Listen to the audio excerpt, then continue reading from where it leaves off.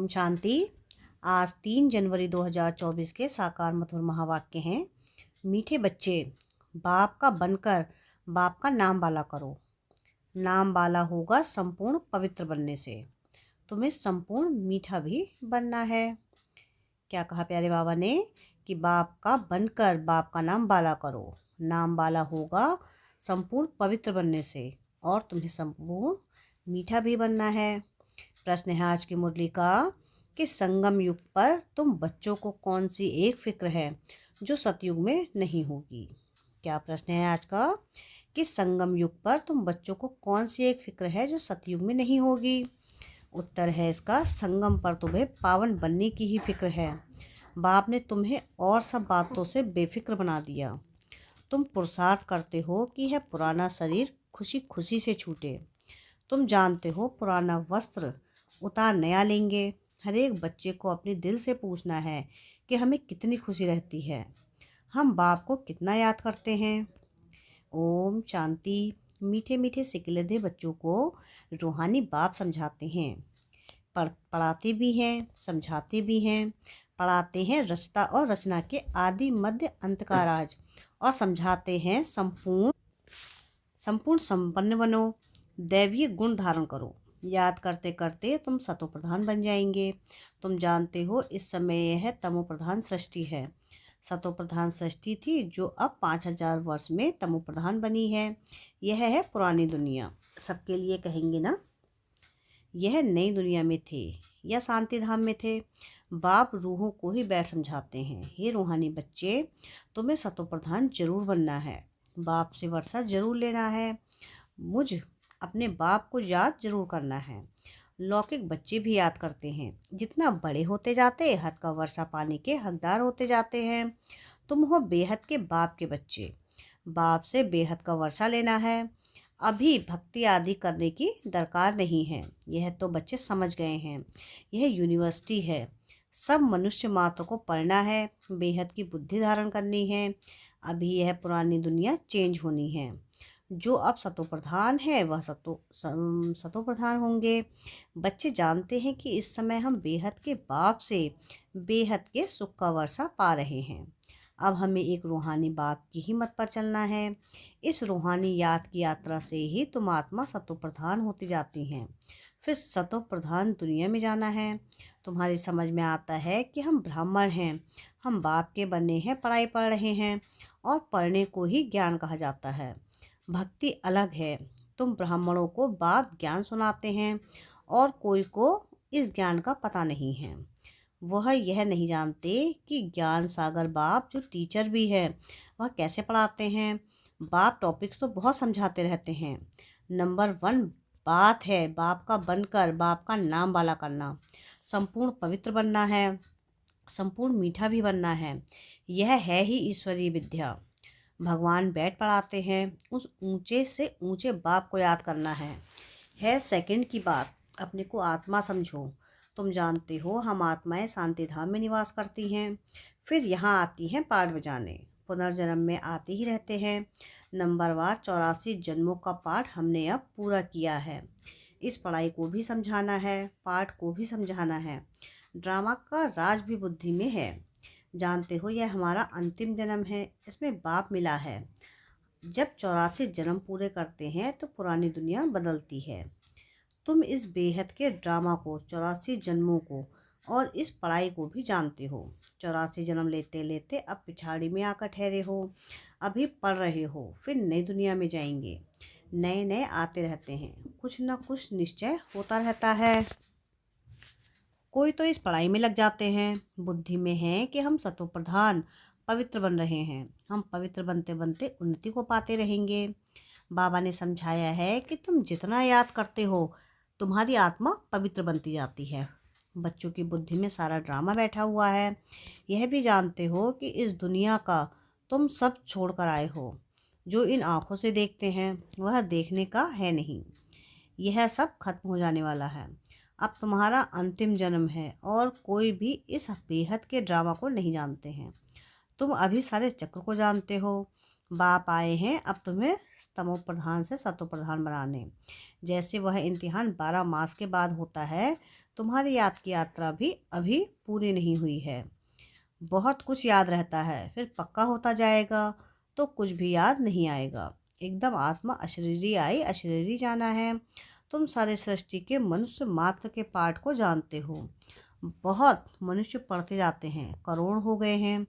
मनुष्य में सतयुग में तो हम बहुत थोड़े हैं। पुनर्जन्म लेते लेते और धर्मों के मठ पंथ टाल टालियाँ बढ़ते बढ़ते झाड़ बहुत बड़ा हो गया है। आदि सनातन देवी देवता धर्म ही प्रायः लोप हो गया है। हम ही देवी देवता धर्म में थे, सतो प्रधान थे। अब वह धर्म ही तमो प्रधान हो गया है। अब फिर सतो प्रधान बनना है, और बनने के लिए हम पढ़ रहे हैं। जितना पढ़ेंगे पढ़ाएंगे उतना बहुतों का कल्याण होगा। बहुत प्यार से समझाना है। एरोप्लेन से पर्चे गिराने हैं, उनमें भी यही समझाना है कि तुम जन्म जन्मांतर भक्ति करते आए हो। गीता पढ़ना भी भक्ति है। ऐसे नहीं कि गीता पढ़ने से कोई मनुष्य से देवता बनेंगे। ड्रामानुसार जब बाप आते हैं तभी आकर युक्ति बताते हैं कि सतो प्रधान बनने की। फिर सतो प्रधान पद मिल जाता है। तुम जानते हो, इस पढ़ाई से हम यह बनने वाले हैं। यह है ईश्वरीय पाठशाला। भगवान पढ़ाकर तुमको नर से नारायण बनाते हैं। हम सतो प्रधान थे तो स्वर्ग था, तमो प्रधान बने तो नरक है। फिर चक्र को फिरना है। बाप ही आकर मनुष्य से देवता विश्व का मालिक बनाने का पुरुषार्थ कराते हैं। बाप को याद करना है और दैवीय गुण धारण करने हैं। लड़ना झगड़ना नहीं है। देवताएं कभी लड़ते झगड़ते नहीं। तुमको भी वही बनना है।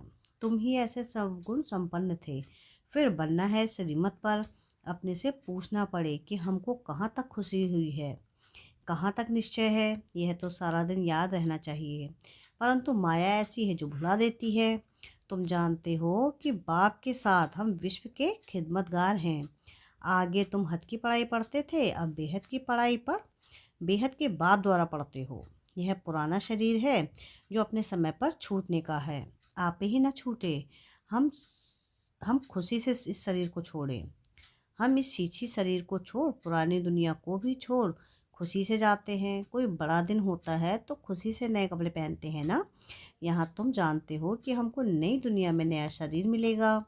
हमको एक ही फुरना है पावन बनने का, और हम फिक्रातों से हम फारिग हो जाते हैं। यह सब खल्लास हो जाना है। फिक्र काहे का रखें। आधा कल्प हम भक्ति मार्ग में फिक्र में रहे, फिर आधा कल्प कोई फिक्रात नहीं रहेगी। बाकी थोड़ा समय है पावन बनने का, थोड़ा फिक्र है, फिर एक भी फिक्र नहीं रहेगा। यह है सुख दुख का खेल है। सतयुग में है सुख, कलयुग में है दुख। बाबा ने समझाया है कि तुम पूछ सकते हो कि सतयुग सुखधाम के रहवासी हो या कलयुग दुखधाम के। यह तुम नई नई बातें सुनाते हो। जरूर कहेंगे अब सुखधाम के वासी हैं, अब दुखधाम के वासी हैं। बहुत प्यार से पूछा जाता है। जो मनुष्य आप ही समझे कि हम कहाँ के वासी हैं, कहेंगे इनके प्रश्न पूछने की युक्ति तो बहुत अच्छी है। मगर कितना भी बड़ा आदमी हो, धनवान हो, परंतु है तो नरकवासी ना। स्वर्ग तो नई दुनिया को कहा जाता है, अब कलयुग पुरानी दुनिया है। यह प्रश्न बहुत अच्छे हैं, सीढ़ी में भी क्लियर है। तुम सुखधाम में हो व दुखधाम में हो।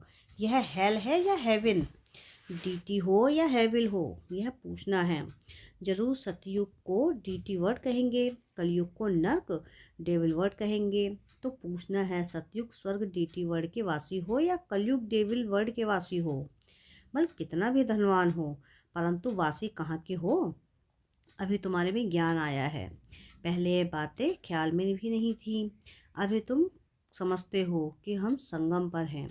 जो कलयुग में हैं वह पतित नरकवासी हैं। फिर पावन बनना है तो तब तो पुकारते हैं कि हे पतित पावन आओ, आकर हमको पावन बनाओ। यह भी समझाना है। तुम्हारे पास कितने ढेर मनुष्य आते हैं, फिर भी कोटों में कोई निकलते हैं। मैं जो हूँ जैसा हूँ, जो सिखलाता हूँ उस पर कोई विरला ही चलता है। प्रभात फेरी में भी यही दिखाओ कि हम इस पढ़ाई के से स्वर्गवासी बन रहे हैं। सतयुग त्रेता द्वापर कलयुग, यह चक्र फिरता है ना। तुम्हारी बुद्धि में सारा चक्र है। फिर से तुम सुखधाम शांति धाम के मालिक बनते हो। सुखधाम में सुख का नाम भी दुख का नाम भी नहीं है। अगर पूरा पढ़ेंगे नहीं तो पद भी कम पाएंगे।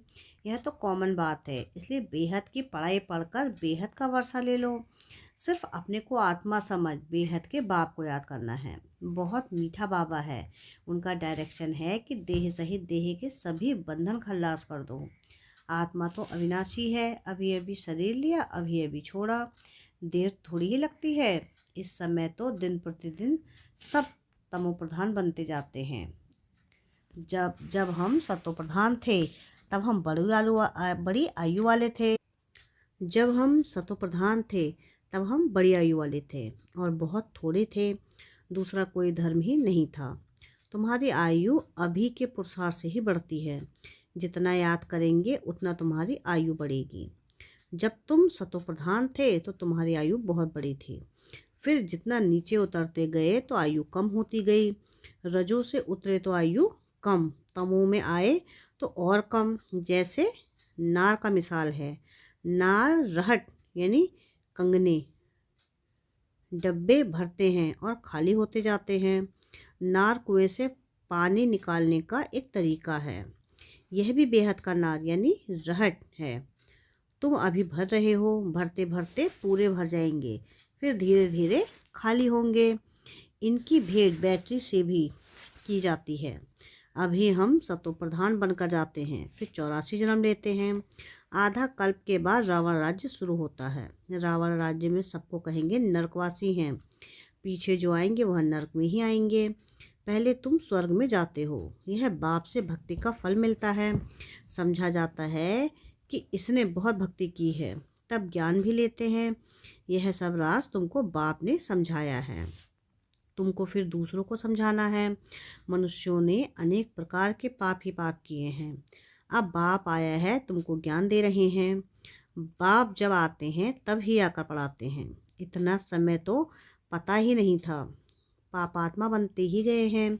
मनुष्य आत्मा कैसे बनते हैं, फिर पाप आत्मा कैसे बनते हैं, कौन सतयुग के निवासी होते हैं, कौन कलयुग के निवासी होते हैं, कुछ भी पता नहीं था। अब बाप ने समझाया है। बाप को समा भी कहते हैं। उनमें लाइट भी है और माइट भी है। लाइट में आते हो अर्थात जगते हो तो माइट आ जाती है। तुम्हारी लाइफ भी बड़ी हो जाती है। तुमको कहाँ काल खा ना सके। खुशी से एक शरीर छोड़ दूसरा लेते हो। दुख की कोई बात नहीं। ऐसे एक खेल हो जाता है। जैसे सर्प का मिसाल दिया। तुमने सतयुग से लेकर कलयुग तक पाठ बजाया है। यह बुद्धि में बैठ गया है। बाबा तुम्हारा बाप भी है, टीचर भी है और सदगुरु भी है। यह सिर्फ बच्चे ही नंबरवार पुरुषार्थ अनुसार जानते हैं। पुनर्जन्म को भी तुमने समझा है कि तुम कितने जन्म लेते हो। ब्राह्मण धर्म में तुम कितने जन्म लेते हो? एक जन्म, कोई 2-3 जन्म भी लेते हैं। समझो कोई शरीर छोड़ते हैं, वह संस्कार ब्राह्मणपन के ले जाते हैं। तो संस्कार ब्राह्मणपन के होने के कारण फिर भी सच्चे सच्चे ब्राह्मण कुल में आ जाएंगे।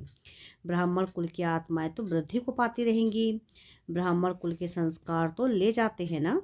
कुछ हिसाब किताब है तो 2-3 जन्म भी ले सकते हैं। एक शरीर छोड़ दूसरा लेंगे।